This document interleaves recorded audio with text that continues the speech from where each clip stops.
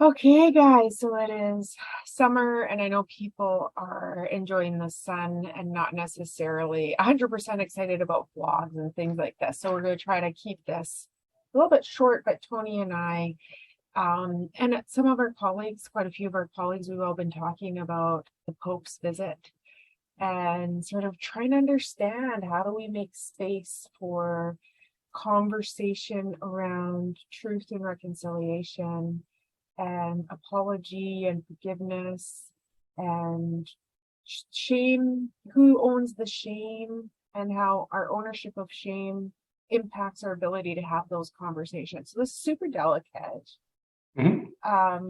but we thought it was important, and so we're like, let's see.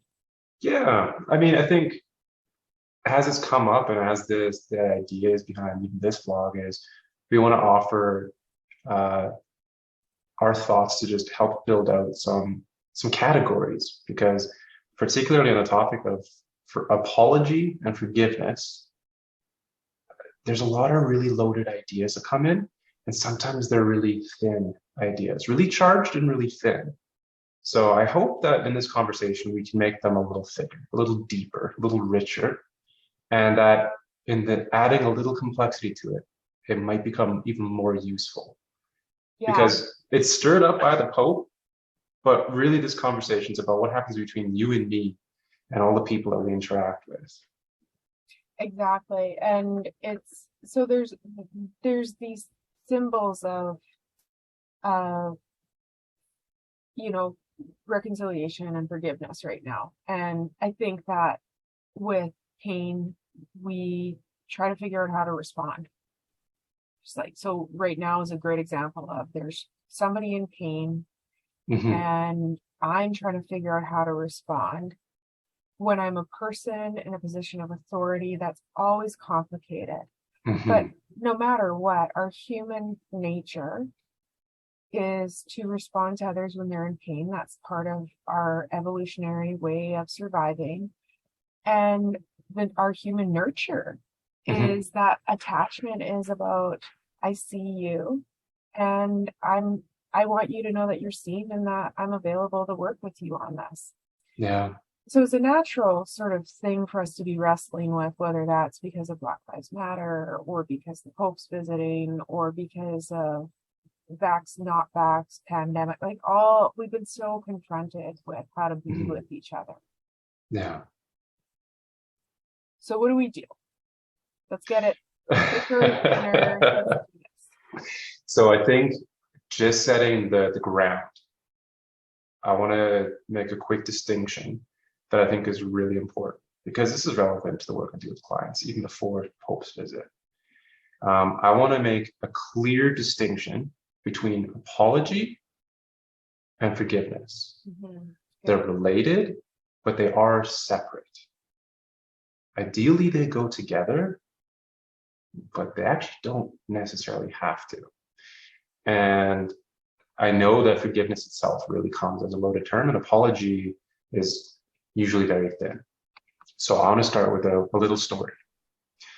I'm trying to teach my kiddo bit by bit about, how to be a decent human being. I think that's a responsibility of dad.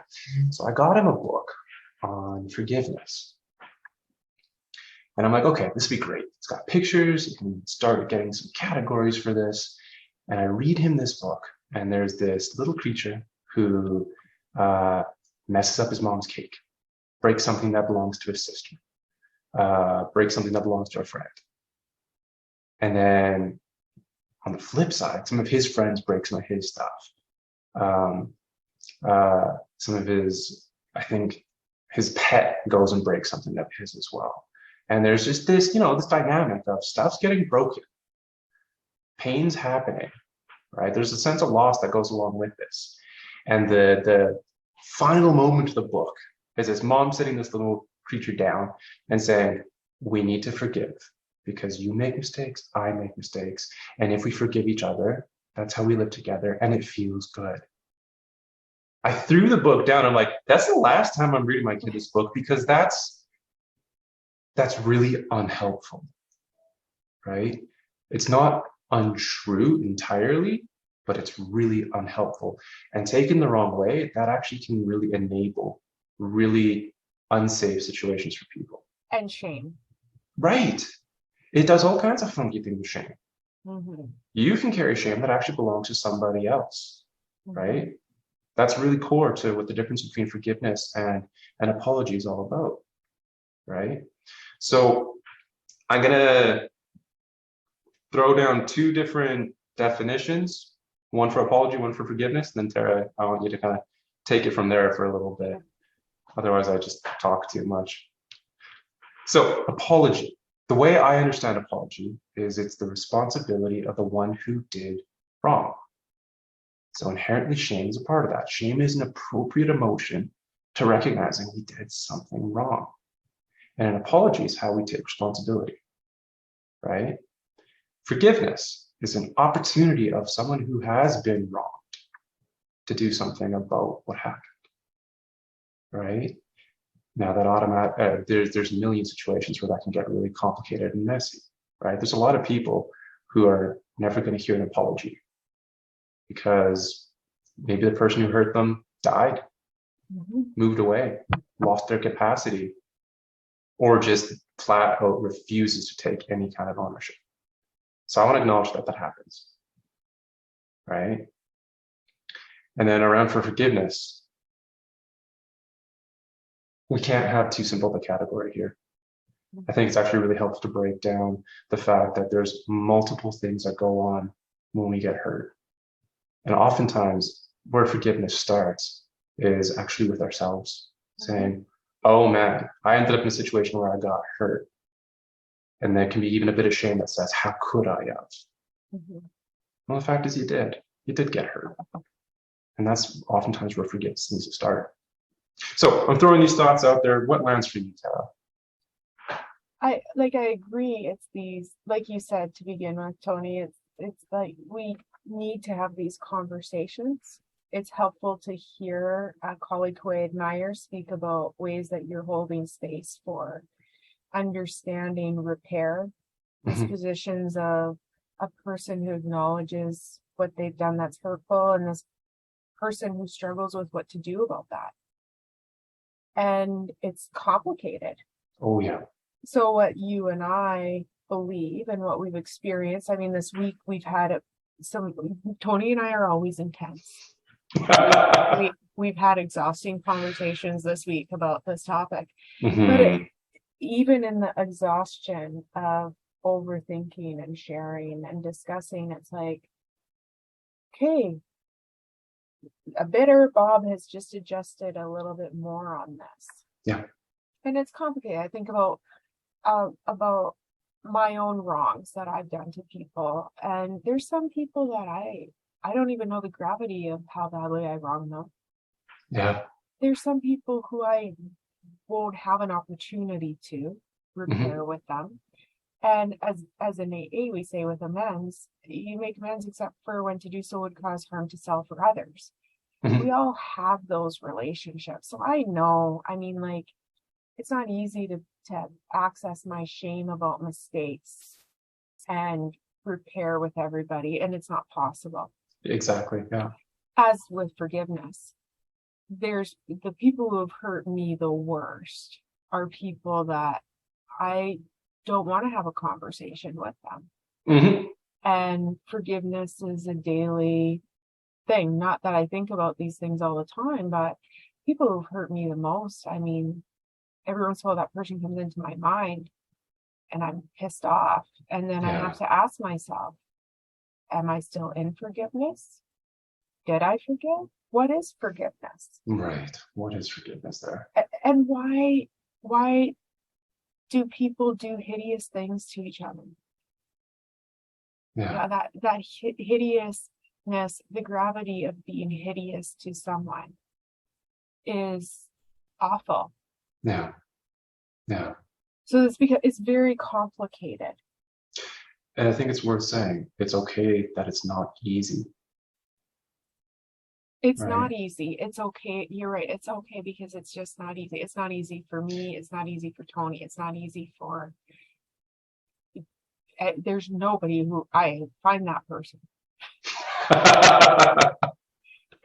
I mean, it is one of those things where we can practice the ability because there's stuff that goes on internally, both on the for making apologies as well as moving to forgiveness. There is stuff that goes on internally that we can develop, that we can get better at, but it's so particular and it's not easy and it takes time. It's a process, Yeah. right? I think really the conversation here is how do we start that process? How do we, and where is my position? Mhm. Like, I think that the level of repair and closure I can have with somebody is to the level of relationship I have with that person. A circle of security defines repair as I'm here, I know you need me, and we're going to work this out. Yeah. I am here. Who am I here with? So again, when I look at my grossest relationships where I'm completely out of relationship with some people, I'm not there. Yep. I'm Yep. not, and they're not there. Exactly. So who is here with me? Tony and I are with each other, and we, a couple of students of theology, philosophy, and just happen to be psychologists. Yeah. So part of this healing in my life is having safe people that I can wrestle with. Yeah. Metaphorically wrestle. We don't do a lot of actual Right. Well, and I think you make a really valuable point here, or that you really dig something up that should be very conscious, is the element of safety, right? I think when we talk about repair, that's apology meeting forgiveness and creating a mutual sense of safety, and also acknowledging a mutual sense of dignity. I am here, you are here, and we're working together to see each other and make each other safe. That's beautiful. Right? So an apology is saying, hey, I recognize that I did wrong. Maybe I can't even fix it, but I need you to recognize I did it wrong, that I'm taking actions to make sure it doesn't happen again because I see how I hurt you. I don't want to hurt you and I want you to be safe. Yeah. Right? And a person can say that and we can have a hard time trusting them with that.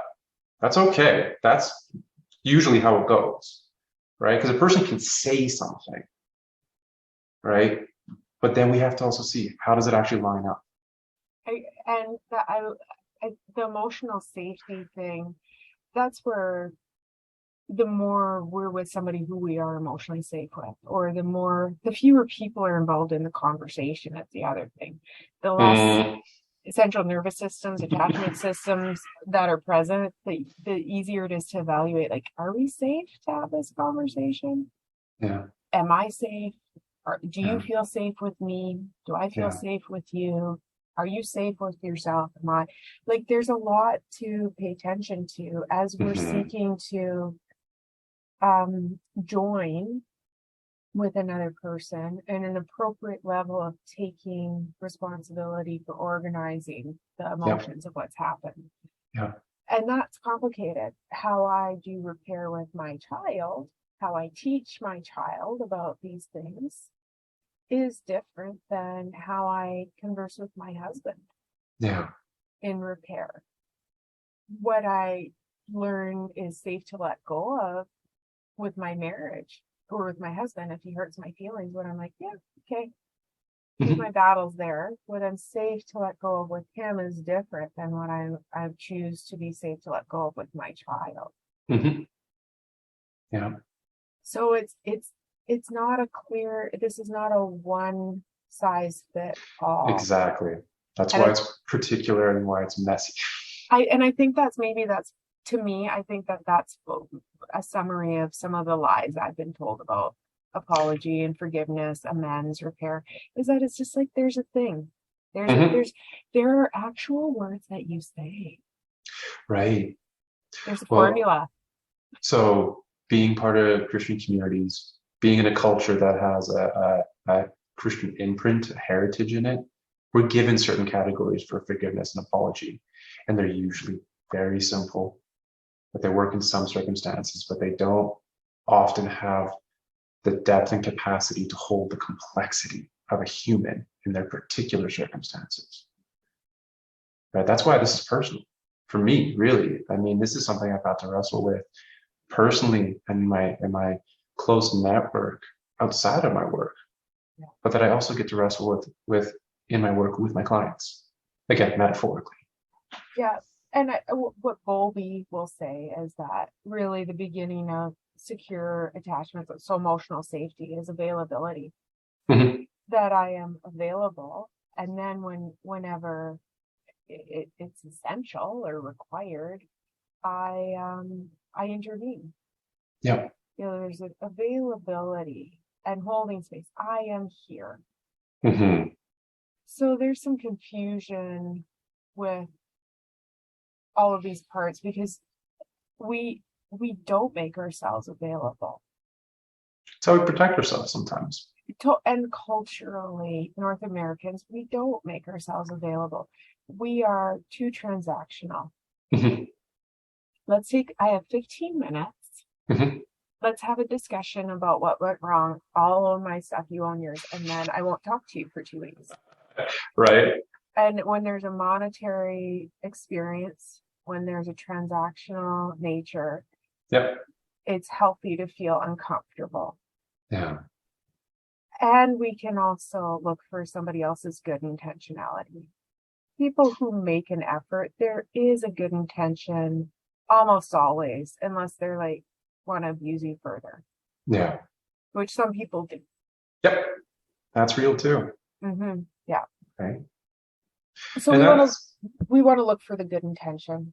Yeah. In people, in ourselves, and in others. We want to make sure that they have capacity, and then also to know that some people aren't safe, and we get a bit, but then we don't get it all. Yeah. Like grief. It's a journey. There's a journey of forgiveness. And absolutely. Yes. Yeah. Right. It's one that can grow. It gets to grow. But I think it's also really important to really hold that distinction.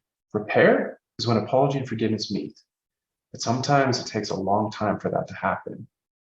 Right. And if somebody's not safe, the work of forgiveness looks different. Right. Or you can apologize. Maybe you can own your stuff. And somebody's not ready to receive your apology yet. And I think it's interesting because it's uncomfortable to hold it that way, that apology and forgiveness is where repair meets. But when I hear you say that, what I get is, again, in my unresolved relationships or people who I'm out of relationship with, I don't have repair. I have forgiveness. And if I allow myself to think about it, I can feel unsafe and uncertain, and I don't know what they have. And they're still members of the I Hate Terror Club, alive and kicking. But I have forgiveness. And I don't have repair. I don't get closure. Sometimes no. It's and that I have no answer for that. When people have done hideous things to somebody and you don't get closure, there are no words. No. Exactly. I mean, the process of healing, the process of growth looks very different because I mean, there's something in us, I think, that really holds repair as the ideal. I mean, why not? But sometimes it's just not achievable. Yeah, and the greater truth is co-suffering love. That, too, when we're talking about I am here, that I am here in our relationship, Tony, as we wrestle, we co-suffer with hard things together.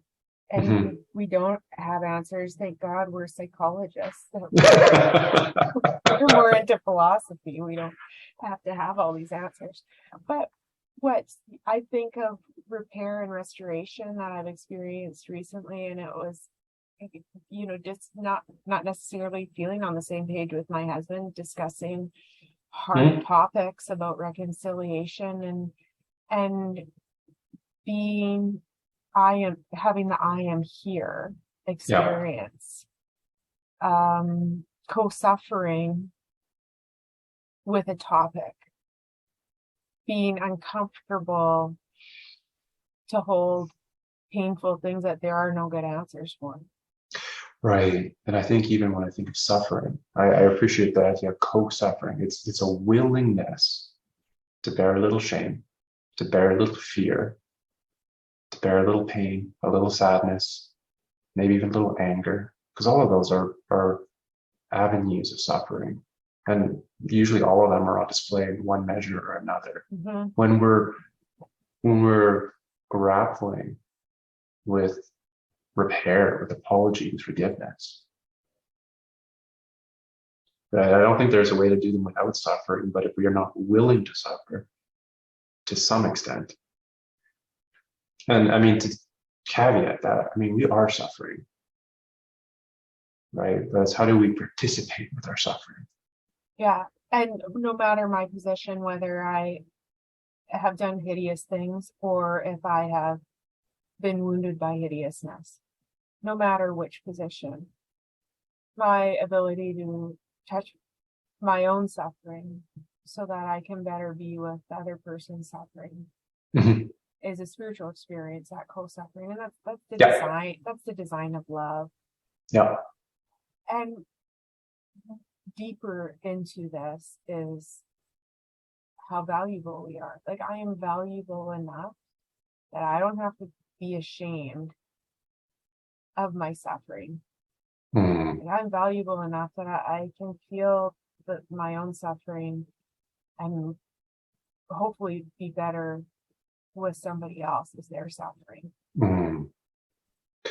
It's a hard thing. That's not an easy concept. No, I mean, especially when the pain is a trauma, our sense of ourself, our sense of our own value can be so impacted. Mm-hmm. But that's almost the first ground of work, is to say, how do I reclaim? How do I grow and develop and own my own sense of value, my own sense of dignity, well enough to even be with my own suffering in a way that doesn't just rip my reality apart, right? Yeah. And that's really part of the work of forgiveness. Again, the word is so easy to say, and it just holds oceans worth of meaning to explore. It definitely. And noticing forgiveness, and I go back to Neil Anderson, who's, he's the reason why I'm a psychologist. I don't know if you'd like that or not, but I am. I don't know what he thinks about psychology, but he talks about the 5 levels of forgiveness, and it's like asking somebody's forgiveness, forgiving other people, forgiving yourself, asking God's forgiveness, forgiving God. And I really think that the spiritual dilemma of it, that thing of like, bad things happen. And it's a spiritual dilemma. Spiritually bankrupt things happen. Holocaust happened, wars in Ukraine, the residential schools in Canada, those are spiritually bankrupt. Yeah. And how do we even begin to go there is so beyond us. And that's it's okay to notice the pain of that. Yeah. And that's a part of co-suffering love. Sometimes we just are pissed at our higher power, whether that we call it higher power, God, creator, Allah, whatever, that it's okay to be really angry at the universe, Yeah. Why, if we're allowed to be mad at Putin, why can't we be mad at God? Right. Not that they're the same thing. I'm not saying that. No, totally.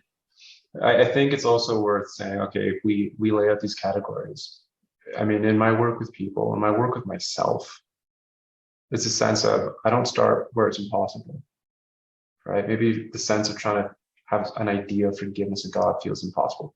It's not a place I start. Or maybe hold that category very loosely. Yeah.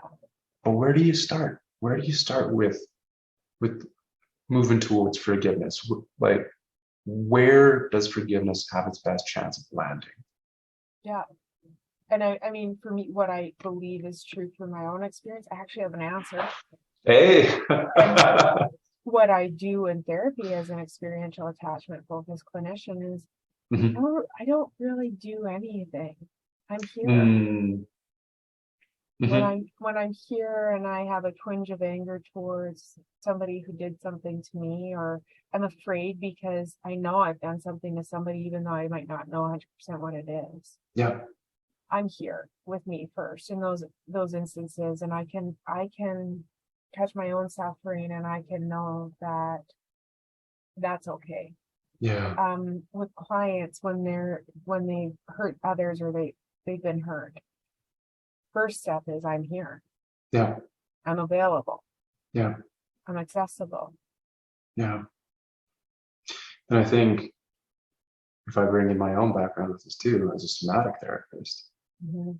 it's noticing the different emotions and the sensations that go with them, and noticing in particular what it feels like to move 1% or 1 degree in that Yeah, direction. Because forgiveness and apology, while there's a certain movement that goes with them, they're not binary. no, You can move by degrees, because if it's about trust, if it's about security as well, you can sense those by degrees.